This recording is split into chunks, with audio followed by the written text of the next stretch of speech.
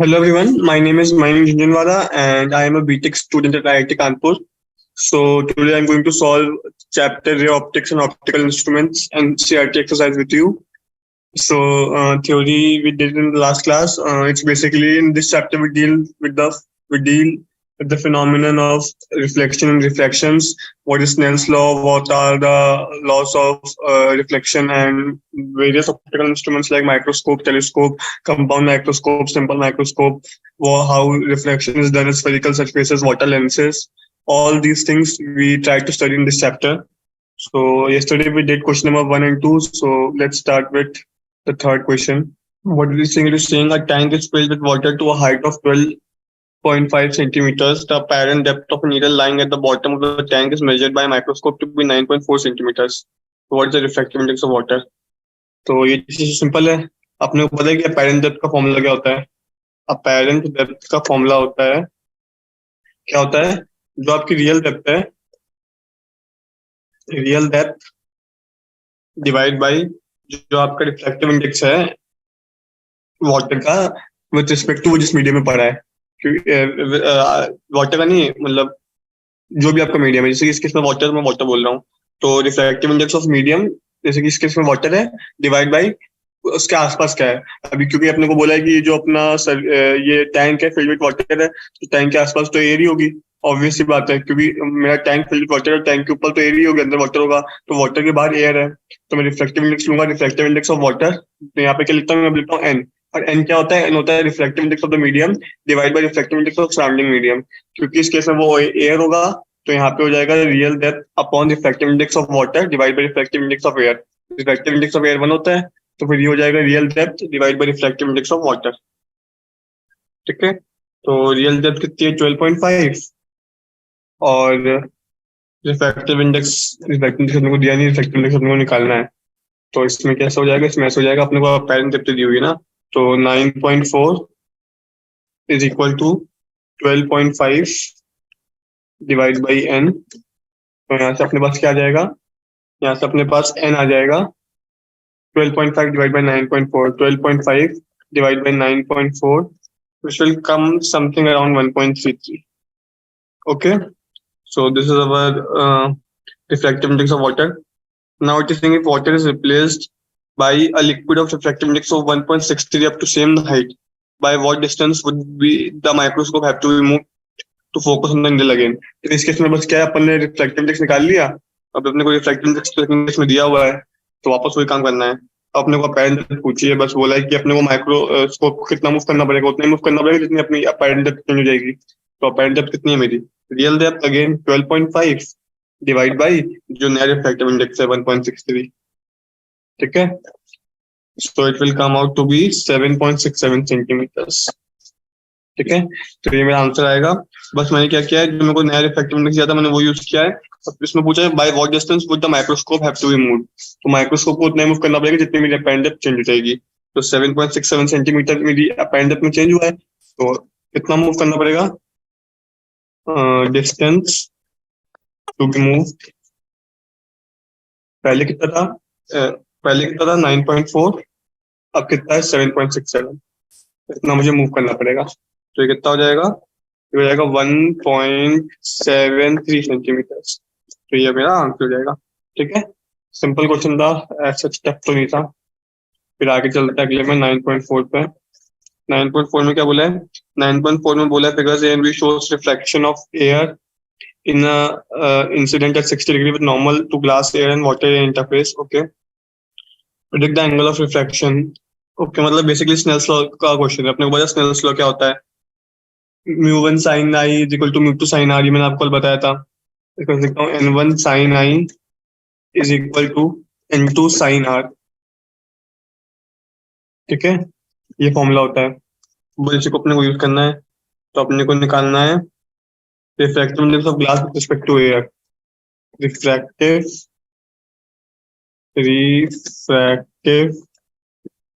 index of glass with respect to air. ठीक है, तो ये कितना हो जाएगा? ये हो जाएगा साइन. अपने को कितना एंगल दिया हुआ है? अपने को दिया हुआ है 60. मैं बोला ना ये हो जाएगा sine i upon sine r, क्योंकि अपने को n2/n1 निकालना है ना। n2/n1 क्या होता है, reflective index of glass with respect to air, मतलब reflective index of glass divide by reflective index of air.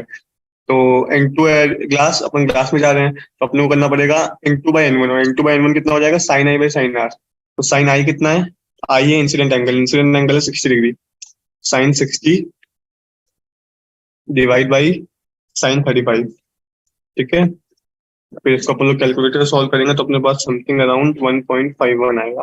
ठीक है, दूसरे केस में दूसरे केस में भी ये करना है, दूसरे केस में निकालना है। दूसरे केस में रिफ्लेक्शन हो रहा है एयर टू वाटर, तो इस केस में एयर टू वाटर का निकलेगा, तो ये सेम रहेगा, यही रहेगा। बस इसमें क्या हो जाएगा, इसमें हो जाएगा, क्योंकि एयर टू वाटर हो रहा है ना, तो reflective index of water with respect to air हो जाएगा। ठीक है, वाटर सॉरी, तो ये कितना हो जाएगा वापस, इंसिडेंट एंगल एयर में, क्योंकि एयर से ही आ रहा है, sine 60 divide by sine r कितना है, साइन 47। ये वापस कैलकुलेटर सॉल्व करना पड़ेगा, और अपने पास समथिंग अराउंड 1.32 आएगा। ठीक है, फिर अगले पार्ट में क्या बोला है, लास्ट पार्ट में बोला है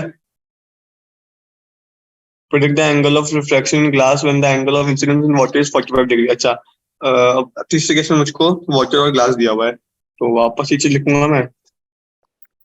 ठीक है, बस इसमें क्या हो रहा है, इसमें जा रही है अपनी रे वाटर से ग्लास में, तो हो जाएगा glass with respect to water. ठीक है, जिसमें जा रही है उसके रिस्पेक्ट में लिखते हैं अपन लोग।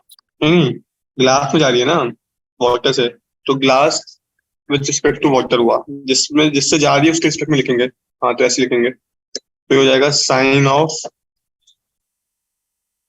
वाटर में क्या एंगल है, 45 divide by sign of glass का जो भी एंगल अपने को निकालना है उसको एक्स मान लेते हैं। ठीक है, refractive index of glass with respect to water अपने को दिया हुआ है, मतलब दिया हुआ नहीं है, लेकिन अपन निकाल सकते हैं। क्या होगा ये हो जाएगा refractive index of glass with refractive index of glass upon refractive index of water, ये होता है फॉर्मूला। तो रिफ्रैक्टिव इंडेक्स ऑफ ग्लास अपन ने कितना निकाला, 1.51 divide by 1.51 divide by 1.32, this thing is equal to sine 45 divide by sine x. ठीक है, तो यहाँ से अपन लोग करेंगे तो अपने पास एक्स समथिंग अराउंड 38.2 डिग्री आएगा, ये अपने को कैलकुलेटर सॉल्व करना पड़ेगा। ठीक है, तो ये मेरा आंसर है। आई होप समझ में आ गया होगा, कुछ भी नहीं है, सिंपल स्नेल्स लगाया है, and we are done with this question. Okay, so इसमें कितने क्वेश्चन है वैसे, 9.31। Okay, we'll try to do maximum questions. 9.4 done. Now let's move to 9.5. So in 9.5, what it said, they are saying a small bulb is placed at the bottom of a tank containing water to a depth of 80 centimeters. What is the area of surface of water through which light from the bulb can emerge out? Okay, तो ये तो अपना critical angle वाला question आ गया, इसमें diagram बनाना पड़ेगा पहले। जल्दी से बनाता हूँ। देखो, एक बनाया सर्कल, ठीक है, ऐसे करके मान लो, और इसको ट्रायंगल बनाना पड़ेगा।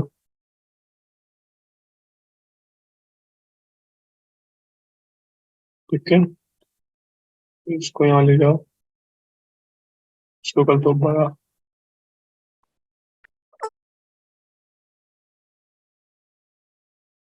थोड़ा सा छोटा। ठीक है, सर्कल को बाहर निकाल लो, वैसे लगाओ, इसके ऊपर सर्कल लगा दो। ठीक है, तो कुछ इस टाइप का होगा, एक सर्कल और लेना पड़ेगा शायद, उसे दिख नहीं रहा हूँ।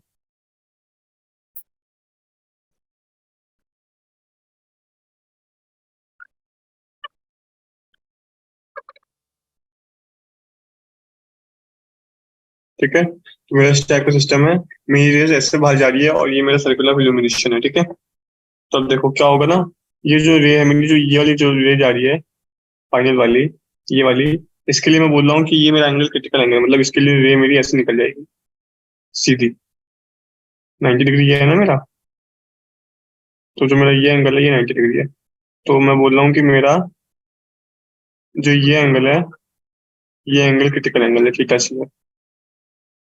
ठीक है, और इसके पहले वाले एंगल्स तो अपने को पता ही है। या फिर इसमें एक और काम कर सकते हैं, इसको चाहे मैं थीटा सी से थोड़ा सा बड़ा मान लेता हूँ, थीटा ग्रेटर देन थीटा सी मान लेता हूँ, थीटा ग्रेटर देन थीटा सी। तो इसके लिए क्या होगा, इसके लाइट रे पूरी की पूरी रिफ्लेक्ट होकर वापस अंदर आ जाएगी, ऐसे के अंदर आ जाएगी। ठीक है, और एक काम करते हैं, यहाँ से चालू करके एक लाइट रे ऐसे देते हैं, ये क्या होगा, ये तो सीधी निकल जाएगी, मैंने आपको बताया था। ठीक है, सीधी जाती है वो सीधी निकल जाती है। तो ऐसे करते करते अपने पास एक एंगल आएगा जिसके लिए अपनी लाइट सीधी चल जाएगी। वो एंगल होता है अपना एंगल ऑफ क्रिटिकल एंगल, मतलब थीटा सी। ठीक है, तो मेरे को बेसिकली यही चीज बतानी है कि कितना ऐसा वो सर्कल का एरिया कितना होगा जिसके लिए मेरी लाइट रिफ्लेक्ट के वापस अंदर नहीं आएगी, मतलब मेरे को इतना एरिया बताना है बेसिकली। चाहे अगर आप इसको ऐसे देखो कि मान लो मेरी लाइट ऐसे जा रही है यहाँ पे, अगर मैं इसको इरेज करूँ तो ऐसे देखो, हम्म, इसको हटा दो, मान लो कि ये मेरा क्रिटिकल एंगल था, कि आपको समझ में आ जाए। ठीक है, इन सबको हटा दो, जो एक्स्ट्रा लाइन मैंने बनाई है।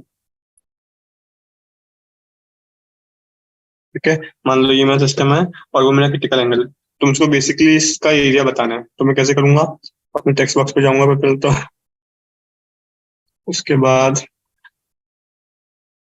सबसे पहले तो मैं लगाऊंगा स्नेल्स लॉ। स्नेल्स लॉ से मैं निकालूंगा अपना क्रिटिकल एंगल। तो क्रिटिकल एंगल कितना होगा, mu one sine is equal to mu two sine r, mu two तो वन है क्योंकि वो ईयर में जाएगा। तो वन साइन आर 90 डिग्री मतलब वन, इंटू साइन 90 मतलब वन, डिवाइड बाई मतलब ये क्या निकाल रहा हूँ मैं, ये निकाल रहा हूँ साइन सी क्रिटिकल एंगल। ये कितना हो जाएगा, one divide by mu of water, और म्यू ऑफ वाटर अपने को दिया हुआ है कितना, 1.33। तो ये कितना हो जाएगा, ये हो जाएगा 3/4। ठीक है, तो यहाँ से अपने पास साइन से निकला है 3/4। तो मैं क्या करूंगा ना, क्योंकि ये थीटा सी है, ये थीटा सी है, तो ये भी थीटा सी हो जाएगा। अगर ये थीटा सी है, या सी मान लो, उसका मैं सी लेके चल रहा हूँ, तो ये भी सी हो जाएगा। क्या हो जाएगा ना, फिर मैं यहाँ से टेन से निकाल सकता हूँ। तो यहाँ से मेरा टेन से क्या आ जाएगा, यहाँ से मेरा टेन सी आ जाएगा ना, टेन सी आ जाएगा रेडियस, मतलब ये वाला पार्ट डिवाइड बाई ये वाला पार्ट। तो वो कितना हो जाएगा, साइन से 3/4 है, तो अपने को बता है टेन से कितना हो जाएगा, टेन से हो जाएगा 3 बाई, वो हाइपोटेन्यूज हो जाएगा ना, तो वो हो जाएगा अंडर रूट ऑफ 16 - 9, 16 - 9 इज √7। तो वो हो जाएगा 3/16 -9 √7, 3/√7। ठीक है, ये हो जाएगा मेरा टेन, टेन सी। मेरे को चाहिए एरिया, एरिया होता है पाई आर स्क्वायर, आर के इंटू ये चीज चाहिए, और ये अपनी को हाइट दी हुई है, हाइट कितनी दी हुई है मेरे को क्वेश्चन में हाइट दी हुई है 80 सेंटीमीटर। तो जो मेरा टेन सी है, ये होगा मेरा, ये क्या हो जाएगा, ये मेरा हो जाएगा रेडियस डिवाइड बाई 80 सेंटीमीटर, मतलब 0.8 मीटर। तो ये चीज होगी, ये हो जाएगा मेरा टेन सी। तो यहाँ से मैं रेडियस निकाल लूंगा। ठीक है, यहाँ से मैं निकाल लूंगा रेडियस, फिर इसको कर दूंगा स्क्वायर। तो एक्चुअली मेरा आंसर क्या आ जाएगा, एरिया हो जाएगा pi multiplied by r square. तो कितना हो जाएगा, 22/7 multiply by r square. R कितना है, आर है 0.8 का स्क्वायर, मतलब 0.64, मल्टीप्लाइड बाई ये जो अपना टेन सी है उसका स्क्वायर, टेन स्क्वायर सी, टेन स्क्वायर सी। ठीक है, तो ये कितना आ जाएगा, अपन इसमें टेन सी की वैल्यू डालेंगे 3/√7, और इनको मल्टीप्लाई करेंगे 0.64 इंटू ये क्या हो गया, ये क्या हो गया, सॉरी, टेन सी था वो, टेन टेन का टेन सी का स्क्वायर। ठीक है, तो टेन की वैल्यू डालेंगे, 22/7 और 0.64 से मल्टीप्लाई करेंगे, तो मेरे पास फाइनल आंसर आ जाएगा 2.6 मीटर स्क्वायर। ठीक है, फेयरली सिंपल क्वेश्चन पूछ लेता, मेरे को बस सर्किल का एरिया निकालना था, उसके लिए मैंने पहले सर्कुलर इल्यूमिनेशन बनाया, उसके बाद साइन से टेन से निकाला, टेन से मैंने रेडियस निकाला, रेडियस निकाल के पाई आर स्क्वायर कर दिया। ठीक है, तो इस तरीके से वाला क्वेश्चन सॉल्व हो गया। Let's move ahead to next question, 9.6। 9.6 9.6 में क्या बोला है, 9.6 प्रिज्म का है। A prism is made of glass of unknown refractive index. The parallel beam of light is incident on the face of the prism. The angle of minimum deviation is measured to be 40 degree. What is the refractive index of the prism? What is the refractive index of the material of the prism? The refracting angle of the prism is 60 degree, and if the prism is placed in water, predicting the new angle of deviation. Simple है, तो इसमें से prism का formula लगेगा refractive index n is equal to sin of a plus delta m by 2 divided by sin a by 2. Formula बताया था मैंने. तो इसमें a कितना है? a है 60 और डेल्टा मिनिमम कितना दिया हुआ है? डेल्टा मिनिमम दिया हुआ है 40. 60 plus 40 100, 100 by 2 50. sin 50 divide by sin a by 2. a कितना है? a है 60, तो sin a by 2 गया sin 30. तो ये कितना आ जाएगा? ये आ जाएगा समथिंग अराउंड 1.532. ये क्या चीज है मेरी? ये reflective index of prism with respect to air. मतलब ये रिफ्लेक्टिव इंडेक्स किसका बना हुआ है? ग्लास का बना हुआ है. तो ये बेसिकली है मेरा reflective index of glass with respect to air. ठीक है, तो पहली वाली चीज तो आ गई मेरी जो मेरे को निकालनी थी. What is the reflective index of the material of the prism glass का. मैंने रिफ्लेक्टिव इंडेक्स निकाल लिया, ये मेरा आंसर हो गया. दूसरी बात में मुझसे बोला है कि जब इसको हम लोग पानी में रखते हैं तब क्या नया मिनिमम एंगल ऑफ डेविएशन आएगा. ओके, तो ये भी सिंपल है. इस केस में रिफ्लेक्टिव इंडेक्स आ जाएगा कितना? क्योंकि अभी तक हमने एयर में रखा था तो अलग आया था, अब पानी में रखेंगे तो क्या होगा? जो ग्लास का है वो तो रहेगा ही. मतलब इस केस में जाएगा reflective index of glass with respect to water divide by reflective index of water. मेरे को दिया हुआ क्वेश्चन में कितना दिया हुआ है? 1.33. ये होता है ना reflective index of glass with respect to water is equal to sine A plus delta by 2. Sine 60 plus delta को मैं डी लिख देता हूँ divide by 2. Sine A plus D by 2 होता है ना, भूले तो नहीं. ठीक है, divide by sine A by 2. A तो 30 रहेगा, ए तो 60 रहेगा, तो ए बाई 30 हो जाएगा. तो यहाँ से जब मैं डी के लिए सॉल्व करूंगा तो मेरे पास ऐसा आएगा कुछ. D is equal to, solve कर लेना कैलकुलेटर से, 10 डिग्रीज 20 मिनट्स. ठीक है, तो ये मेरा आंसर आएगा डी का. कुछ नहीं था, सिंपल क्वेश्चन था. सीधे सीधे प्रिज्म का जो अपने फॉर्मूला पड़ा है वो लगाना था. n is equal to sine A plus delta m by 2 divide by sine A by 2, where n is reflective index of material of prism with respect to the medium in which it is kept. पहले case में था with respect to air, दूसरे case में था with respect to water. मैंने किया 1.532 divide by reflective index of water 1.33 is equal to sine A plus delta by 2 divide by sine A by 2, sine 60 plus D by 2 divide by sine 30. वहां से मेरे पास D निकल आया मेरा 10 degree 20 minutes. ठीक है, तो पहले सिंपल क्वेश्चन आगे बढ़ते हैं 9.7 पे. क्या बोल रहा है इसमें? Double convex lenses are to be manufactured from a glass of reflective index 1.55. Double convex lens manufacture करना है. ठीक है, with both faces of the same radius of curvature same है. What is the radius of curvature required the focal length is to be 20 centimeters. सीधे सीधे lens makers formula लगाओ. Using lens makers formula. ठीक है, क्या होगा ये? Lens makers formula को मैं यूज करूंगा तो ऐसे आ जाएगा 1/f is equal to mu minus 1. Mu कितना दिया हुआ है? म्यू दिया हुआ है मेरे को 1.55 विद रिस्पेक्ट टू एयर है ना, तो मेरे को डिवाइड तो करना नहीं है किसी से. -1 multiplied by 1/r1 minus 1/r2, क्योंकि दोनों सेम है. मैं ऐसे लिखूंगा 1/r माइनस 1/-r, क्योंकि ऐसा होता है ना डबल कॉन्वेक्स लेंस. कैसा होता है? ऐसा होता है ना. तो इसके लिए तो रेडियस एक, इस वाले के लिए रेडियस ऑफ कर्वेचर इस वाले के लिए पॉजिटिव होगा क्योंकि इसके लिए यहाँ पे होगा, इसके लिए यहाँ पे होगा, और इस वाले के लिए यहाँ पे होगा. एक के लिए पॉजिटिव, एक के लिए नेगेटिव. तो वैसे हो जाएगा ना 1/r plus 1/r minus 1/-r, तो हो जाएगा 1/r प्लस 1/r, तो हो जाएगा 1/2r. ठीक है ना, तो 1/2r हो जाएगा. तो यहाँ लिखता हूँ 1/2r, ये हो जाएगा. तो यहाँ से मैं क्या निकालूंगा? मेरे को आर नहीं दिया हुआ, मेरे को फोकल नहीं दी हुई ना 1/20, बस मेरे को आर निकल जाएगा. 1/20 is equal to 0.55 divide by 2r. तो यहाँ से मेरे पास आर कितना आ जाएगा? सॉल्व करने में मेरे को यहाँ से आर मिल रहा है 22 सेंटीमीटर. सिंपल, सीधे सीधे अपने को लेंस मेकर्स फॉर्मूला लगाना था. देखो, अगर इसमें आपको फॉर्मूला आता है तो ये चैप्टर इजी है, आसान है. अगर आपने इसे फॉर्मूला ढंग से पढ़े तो, मतलब कॉन्सेप्ट पढ़ा होगा तभी आपको फॉर्मूला याद होंगे. इसलिए तो इस तरह 9.7 भी कर लिया। 9.8 पे चलते हैं। 9.8 में क्या बोला है? Beam of light converges at a point P. Now a lens is placed in path of the convergent beam 12 centimeter from P. Okay, जहाँ पे कन्वर्ज करी थी उससे 12 सेंटीमीटर पीछे एक हमने कन्वर्जेंट हमने एक लेंस लगा दिया। At what point does the beam converge? If the lens is convex lens of focal length 20 centimetres.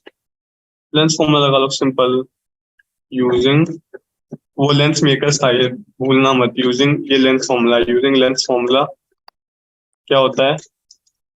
1/v minus 1/u is equal to 1/f। ठीक है, तो यहाँ से क्या आएगा देखो, मेरे को 1/v निकालना है, माइनस 1/u। यू कितना है? पहले कहाँ जा रही थी वो? पहले 12 सेंटीमीटर पे जा रही थी, और मतलब मेरी रे ऐसे आ रही थी, ऐसे आ रही थी। मतलब अगर मैं बनाऊं इसको तो मेरी रे ऐसे आ रही थी यार, मेरी रे ऐसे आ रही थी। कोई एक मिनट, ढंग से बनाना पड़ेगा। ये देखो, मेरी रे कन्वर्ज हो रही थी, मतलब मेरी रे ऐसे आ रही थी पहले, जब मेरा लेंस नहीं था तब की बात है। ऐसे आके कहीं पे कन्वर्ज हो रही थी। ठीक है, अब क्योंकि मैं लेंस आ गया ना, तो मेरे ऐसे जाने के बाद लेंस से रिफ्रैक्ट होगी, और रिफ्रैक्ट होने के बाद यहाँ पे कन्वर्ज करेगी। ठीक है, तो क्या होगा ना, इस लेंस के लिए मेरा ऑब्जेक्ट तो ये वाला पॉइंट होगा, इमेज में यहाँ पे बनेगी। और क्योंकि ऑब्जेक्ट जो है वो इमेज की जो ऑब्जेक्ट है मेरा, वो मेरे लेंस से जब वो मेरे इंसिडेंट रेस की तरफ ही है, तो मैं ऑब्जेक्ट को पॉजिटिव लूंगा ना। मैं बताया था अगर ऑब्जेक्ट लेंस के पीछे पड़ा होता तो हम उसकी लेंथ को नेगेटिव लेते हैं, उसकी डिस्टेंस को। अब चूंकि यहाँ पे तो मेरा ऑब्जेक्ट देखो, मैंने क्या हुआ था, मैंने बोला था इस डायरेक्शन में सब कुछ पॉजिटिव लूंगा, और मेरा ऑब्जेक्ट कहाँ पड़ा है? इसी डायरेक्शन में, इस तरफ पड़ा है। तो मेरा यू तो हो जाएगा पॉजिटिव, यू हो जाएगा इस केस में पॉजिटिव। बस मेरे को वही बताना था सबको इससे। तो मेरा यू हो जाएगा पॉजिटिव, और कितना हो जाएगा? +12 इज इक्वल टू 1/f। क्योंकि ये कॉन्वेक्स लेंस है तो convex lens focal length positive होती है, पता है, बताया था मैंने आपको। यहाँ से जब अपन लोग वी के लिए सॉल्व करेंगे तो अपने पास वी आ जाएगा +7.5 सेंटीमीटर। ठीक है, तो पहले 12 पे बन रही थी, अब 7.5 पे बन रही है, तो बीच का डिस्टेंस कितना हो गया? 12 माइनस 7.5। ठीक है, मतलब ये हो गया 4.5। ठीक है, तो यहाँ पे कन्वर्ज हो जाएगी ये। तो the image is formed by at distance of 7.75 centimetre from the lens. या फिर अगर आपसे पूछ रहा है कितनी शिफ्ट हो गई, तो इमेज लेफ्ट शिफ्ट हो गई बाय 4.5 सेंटीमीटर। ठीक है, तो इस तरीके से क्वेश्चन नंबर 9.8 किया अपन ने। आगे चलते हैं 9.9 पे। हाँ, तो देखो 9.9 में क्या दिया हुआ है अपने को? 9.9 में दिया हुआ है an object of size 3 centimeter is placed 14 centimeter in front of concave lens of focal length 21 centimeters. Okay, describe the image produced by the lens. ये तो सीरीज लेंस फॉर्मूला लगाना है, इसमें तो और कुछ है नहीं। यूजिंग लेंस फॉर्मूला क्या हो जाएगा ये? अरे भाई क्यों हटा? ये हो जाएगा 1/v minus 1/u is equal to 1/f। ठीक है, तो इस केस में मेरे को जो दिया हुआ मैं वो डाल देता हूँ 1/v माइनस 1/u। 1/u कितना है? u है मेरा -14 इज इक्वल टू 1/f, 1/-21। ठीक है, तो यहाँ से जब मैं v के लिए सॉल्व करूंगा, सिंपल कैलकुलेशन है, तो यहाँ से मेरा v आ जाएगा -8.4 सेंटीमीटर। ठीक है, अब क्योंकि मुझसे इमेज के बारे में भी पूछा है तो मुझे मैग्निफिकेशन भी निकालना पड़ेगा। तो जो मैग्निफिकेशन है वो होता है मेरा I/O, इसको मैं लिखता हूँ V/U। मैंने आपको बताया ये वाला फॉर्मूला। तो यहाँ से मेरे पास क्या आ जाएगा? यहाँ से मेरे पास लेंथ ऑफ इमेज आई आ जाएगी कितनी? V/U मतलब -8.4 divide by -14 multiplied by size of object which is 3। ठीक है, तो यहाँ से मेरे पास आई आ जाएगा कितना? यहाँ से मेरे पास आई आ रहा है +1.8 सेंटीमीटर, प्लस मतलब आई को मैं कैप्चर कर देता हूँ, आई आ रहा है +1.8 सेंटीमीटर। ठीक है, तो यहाँ से मुझे क्या पता चला?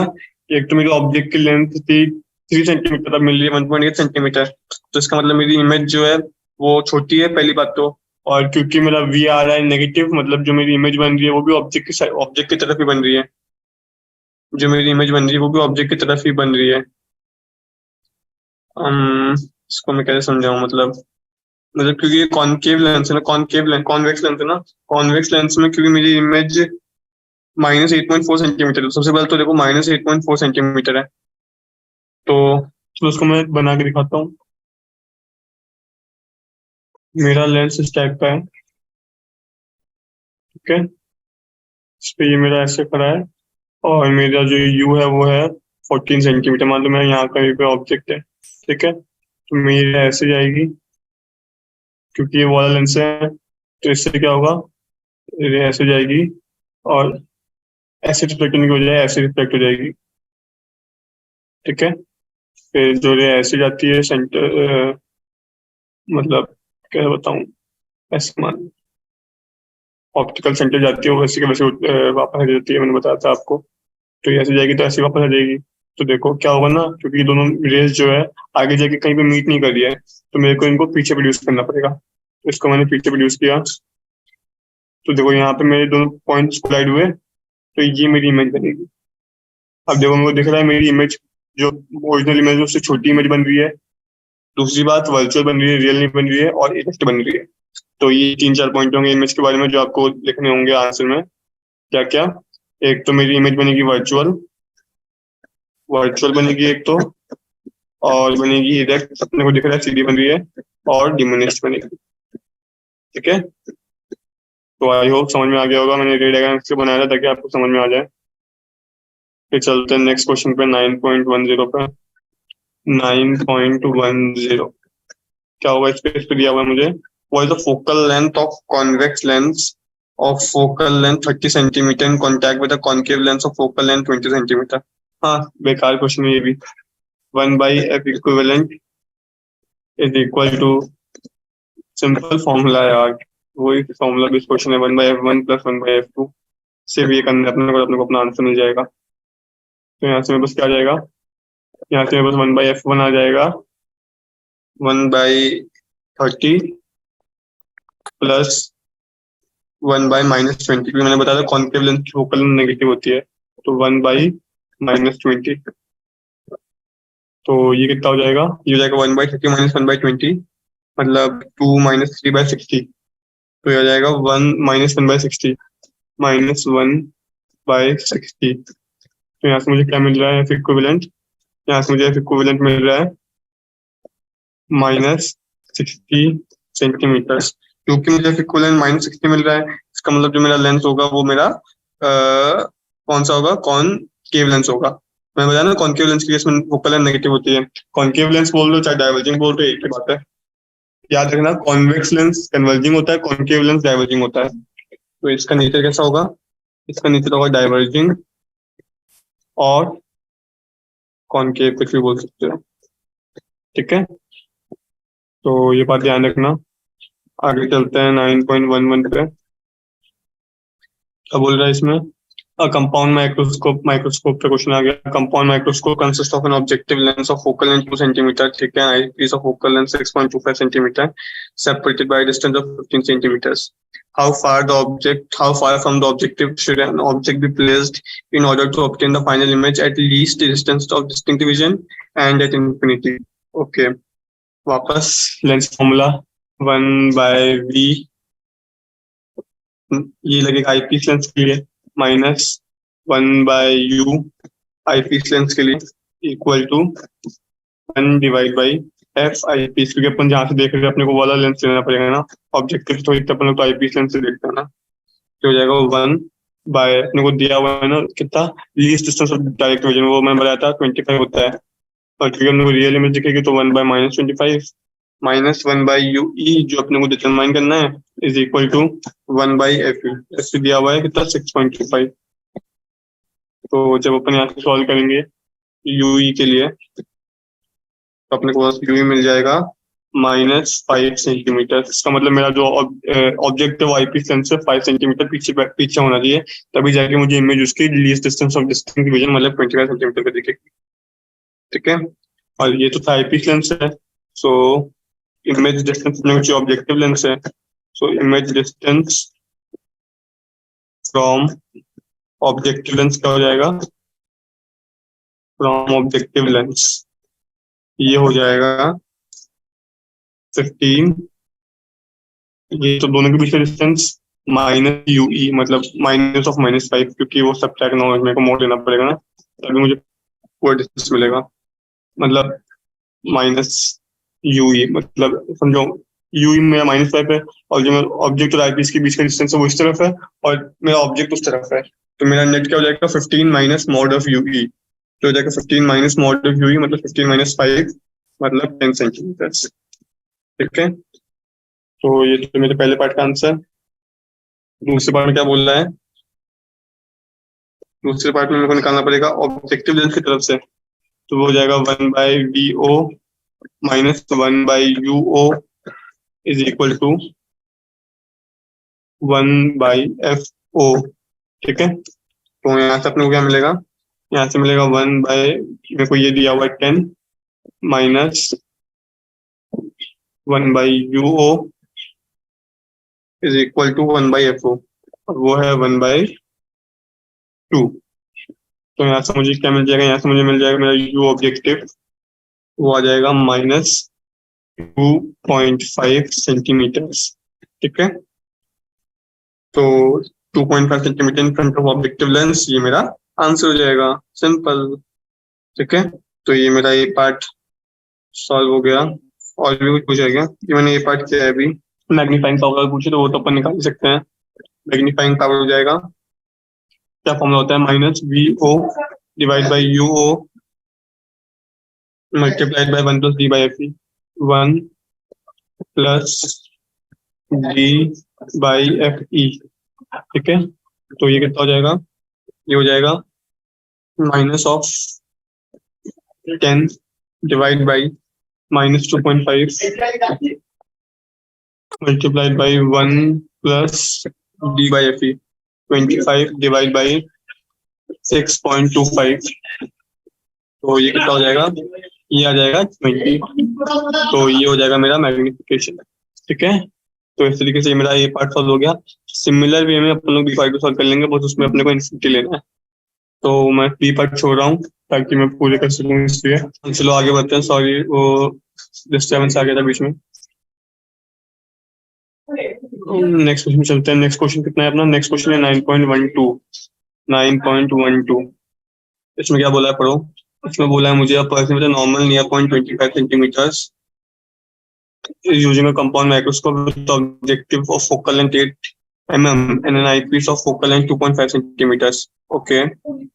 इसके बाद क्या हुआ, इसके बाद बोला है कि what is the separation between the two lenses, calculate the magnifying power of the microscope. ठीक है, वैसे ही करते हैं। लेंस फॉर्मूला लगा, सबसे पहले तो 1/VO minus 1/UO is equal to 1/FO। ठीक है, तो ये कितना हो जाएगा, यहाँ से मैं इसको सॉल्व करूंगा, तो इसमें कैसे हो जाएगा, इसमें ऐसे होगा कि मेरा 1/VO मेरे को निकालना है, तो ये हो जाएगा 1/FO मतलब 1/8 माइनस 1/UO, -1/UO मतलब +1/UO, लेकिन क्या है ना कि जो मेरा UO है वो नेगेटिव है, पॉजिटिव है, उधर जाके वो प्लस हो जाएगा, तो हो जाएगा +1/UO, 1/UO, और जो मेरा UO है वो है -9, तो वो इस टाइप से हो जाएगा। तो यहाँ से मेरे पास आ जाएगा कितना, यहाँ से मेरे पास आ जाएगा, सॉरी मेरा थोड़ा लैपटॉप हैंग कर रहा है, यहाँ से आ जाएगा 1/72, तो यहाँ से मेरे पास VO आ जाएगा 7.2 सेंटीमीटर, 7.2 सेंटीमीटर। ठीक है, तो ये तो मेरा VO आ गया। अब मेरे को बोला है कि मेरी फाइनल ऑब्जेक्ट डिस्टेंस आईपी से least distance of distinct vision होगी, तो वो हो जाएगा 25 सेंटीमीटर। तो मेरे को 1/VE पता है, 1/VE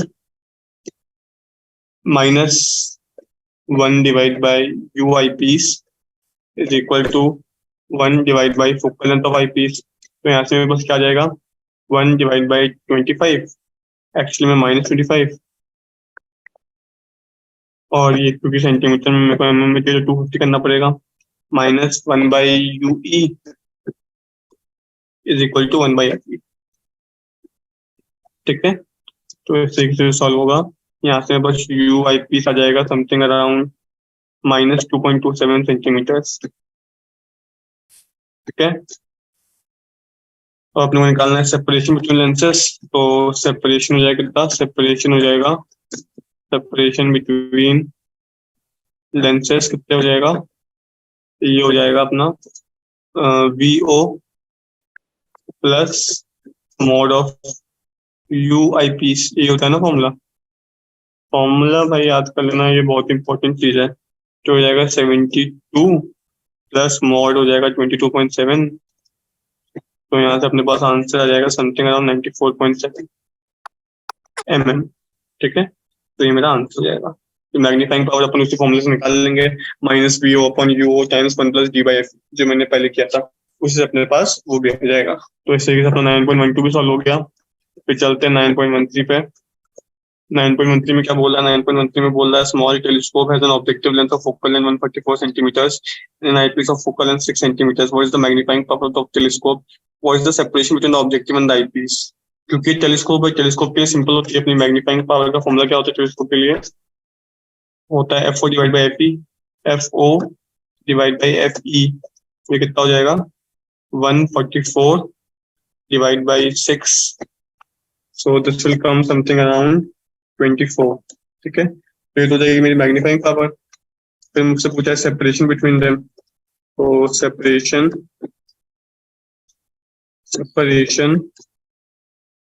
बिटवीन ऑब्जेक्टिव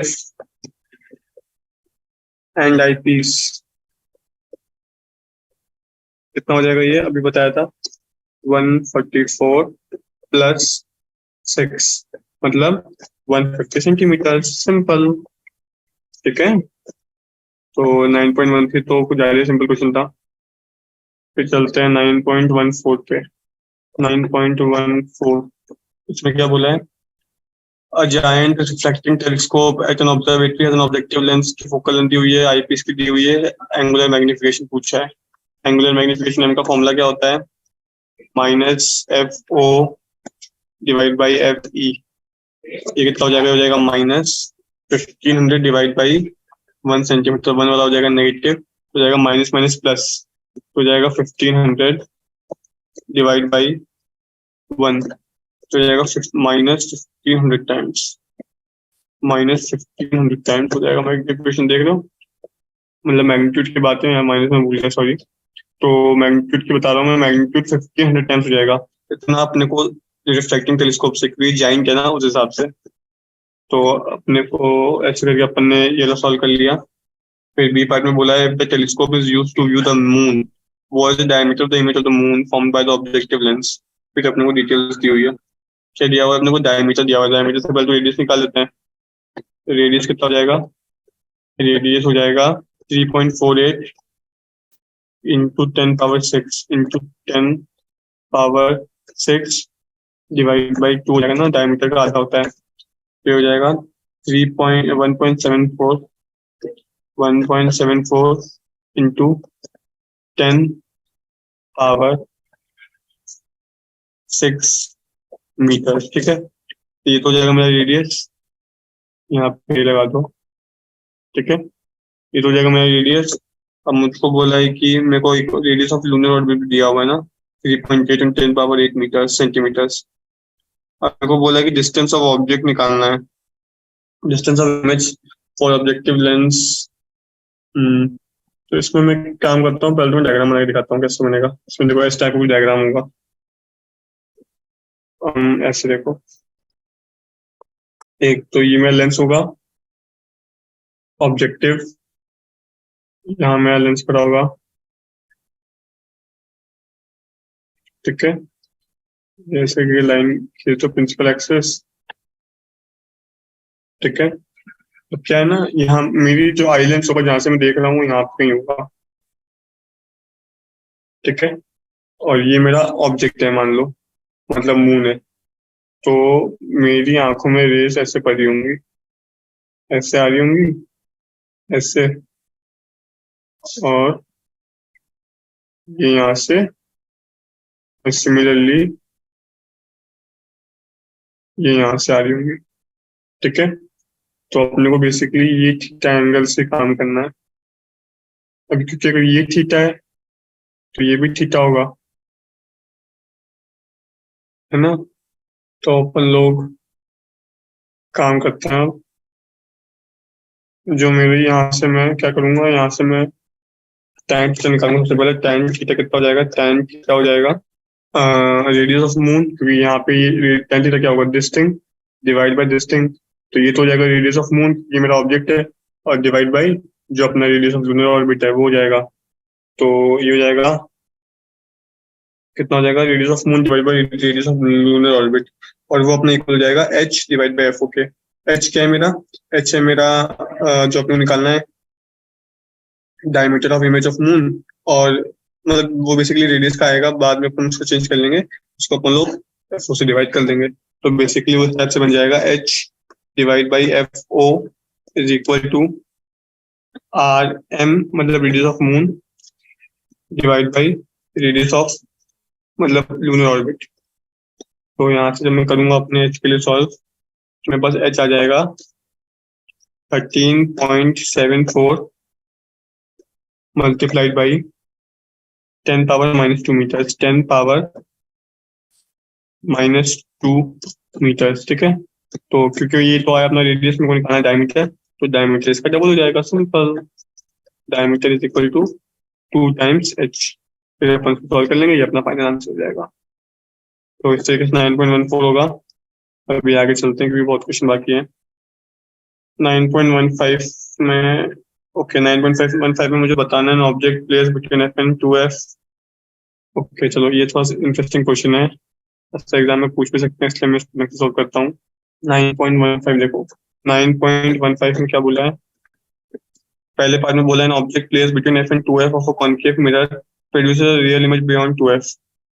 तो इसको कैसे करते हैं, इसमें ऐसे कहेंगे कि ऑब्जेक्ट 2f और f के बीच में है, तो u कितना हो जाएगा, u हो जाएगा 2f से तो कम और f से ज्यादा। ठीक है, अभी अपन क्या करते हैं, इसको 1 अपॉन में ले जाते हैं, तो उल्टा हो जाएगा, 1/2f is greater than 1/u। उल्टा हो जाता है ना रेसिप्रोकल करने पे, इज ग्रेटर देन 1/f। ठीक है, अब एक काम करते हैं, यहाँ पे अपन लोग माइनस लगा देते हैं, दो तीन तरफ माइनस लगाने पे उल्टा हो जाता है। -1/2f is greater than -1/u is greater than -1/f। ठीक है, इस तरीके से होगा। अब अपन क्या करते हैं, तीनों में 1/f ऐड कर देते हैं, तो 1/f -1/2f इज 1/2f। यहाँ पे हो जाएगा 1/f, देखो मैं किस तरफ जा रहा हूँ, देखना 1/f -1/u, ये क्या होता है, ये 1/v होता है ना, बस ये तो मुझे चाहिए था।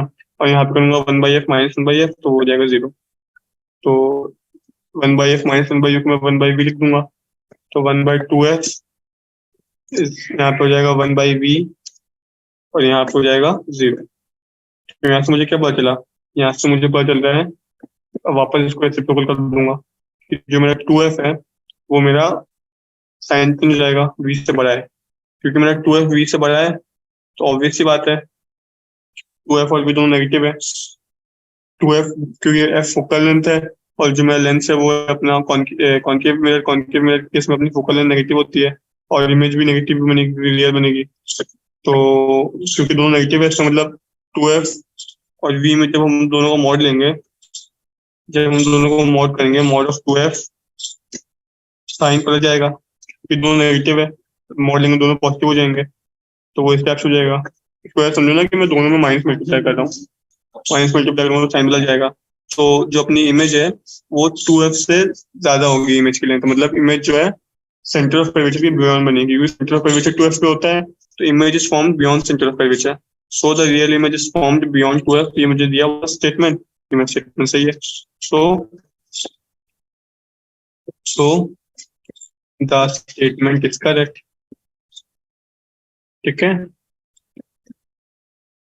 The statement is correct. ये तरीका होता है इन टाइप की प्रॉब्लम को सॉल्व करने का।